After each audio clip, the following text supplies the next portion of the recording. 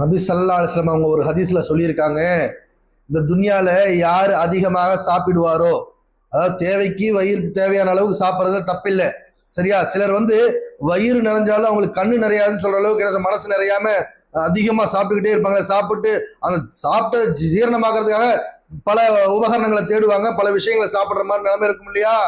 அப்பேற்பட்ட மனிதர்களுக்கு பொருந்தும். அதான் சொன்னாங்க நபி ஸல்லல்லாஹு அலைஹி வஸல்லம், இந்த துன்யாவிலே யார் அதிகமாக சாப்பிடுகிறாரோ அவர் கியாமத் நாள் அன்று அதிகமாக பட்டினியில் கிடப்பார்னு சொல்லி நபி ஸல்லல்லாஹு அலைஹி வஸல்லம் அவங்க சொல்லியிருக்காங்க. இந்த ஹதீஸ் அறிகிறவங்க அபூ ஜுஹைஃபா ரலியல்லாஹு தஆலா அன்ஹு கிதாப் ஹாக்கிம் ஷரீஃப்ல இருக்குது.